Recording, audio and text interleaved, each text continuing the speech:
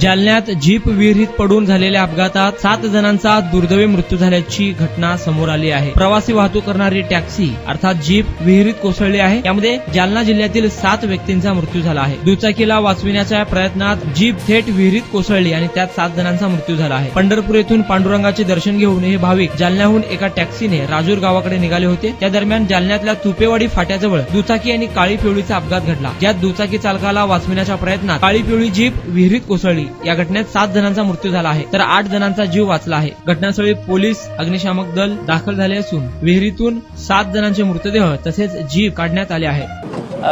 पंढरपूरहून आलेले 12 वारकरी भाविक इथं काळी पिवळी गाडीने जात होते आणि दुर्दैवाने ड्रायव्हर गाडी चालवताना समोर दुचाकी आणि त्यामुळं रस्त्याच्या खाली गाडी गेली आणि विहिरीमध्ये गाडी पडली. त्यामध्ये एकूण 12 व्यक्ती होते. त्यापैकी 5 जण जे आहेत त्यांच्यावर उपचार चालू आहेत.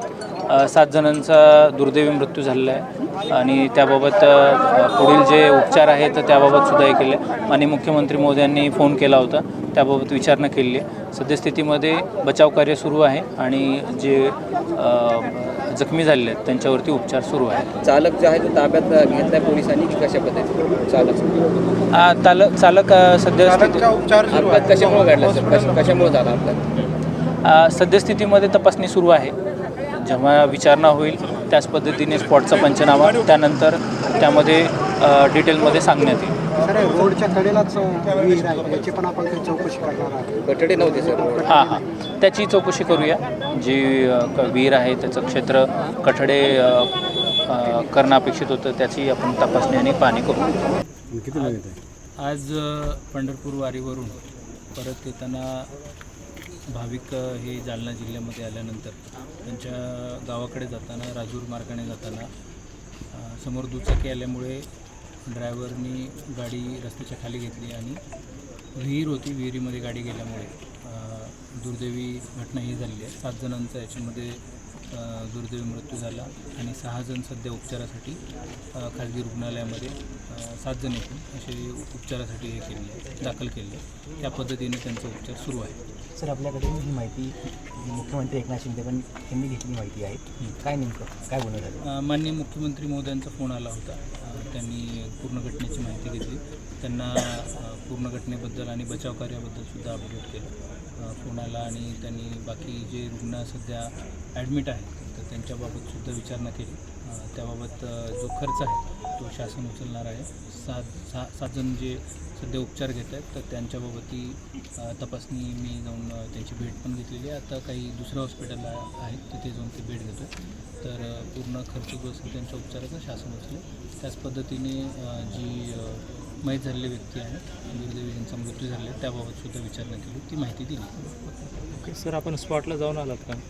हो, मी जी घटनास्थळी आहे तिथे गेलो होतो आणि RH राजूरला एक पेशंट ॲडमिट होता. काही घरी गेले होते, त्यांना परत बोलून त्यांचा इंटरनल इंजुरीज आहेत का काही तर त्याची आम्ही तपासणी करतो आहे, जेणेकरून 1-2 दिवस आम्ही ऑब्झर्वेशनमध्ये ठेवणार आणि त्यानंतरच त्यांना डिस्चार्ज देणार. कारण मुक्का मार लागल्यानंतर आता ताबडतोब सिम्पटम नाही दिसले तरी पण 24 तासामध्ये त्यांना आतमध्ये ब्लिडिंग असेल, हेड इंजुरी होती एका मुलीला, तर त्या सगळ्या गोष्टीचा आम्ही काळजीपूर्वक तपासणी आणि त्यांचा उपचार करणार. सर, घटनाक्रम पाहून काही आर्थिक मदत वगैरे दिली जाणार आहे का प्रशासनाच्या वतीने? माननीय मुख्यमंत्री महोदय त्याच पद्धतीने शासनाला माहिती दिली आहे.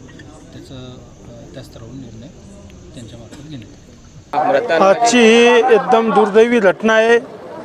पंढरपूरच्या पांडुरंगाच्या वारीतून येत असताना चनेगाव असेल, तपोवन असेल, वसंतनगर असेल या पंचतुर्शीमधले 12 वारकरी होते ड्रायव्हरसहित.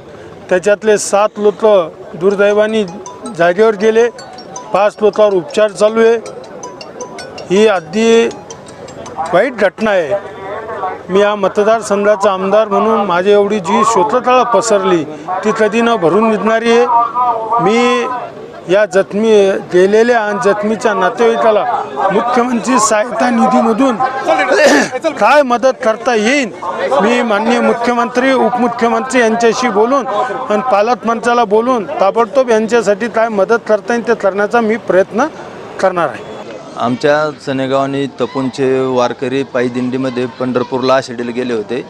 द्वादश आषाढी संपल्यामुळं ते घरी परतत असताना जालन्यापर्यंत बसणं आले आणि त्याच्यानंतर काळी पिढीनं आले असता तोपेवाडी शिवारात काळी पिढी डायरेक्ट विहिरीमध्ये कोसळून 6 जणांचा दुर्दैवी त्यात मृत्यू झाला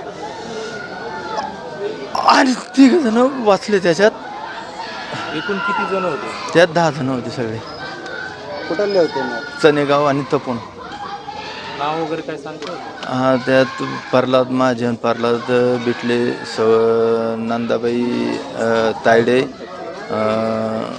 नारायण नेहाळ, प्रल्हाद महाजन, मालुसरे आणि चंद्रभागा घुगे अशी नाव होते. हे वारीला जाऊन आले होते का? हो, वारी संपून ते आता घराकडे परतत होते. काळी पिळीमध्ये बसले. हो, आणि अपघात नेमका कुठल्या ठिकाणी झाला? तुपेवाडी शिवारात खडेश्वरी बाबा मंदिराच्या समोर. गाडीला कोणी हुल वगैरे दिली होती का? ते मला काही सांगता येणार नाही.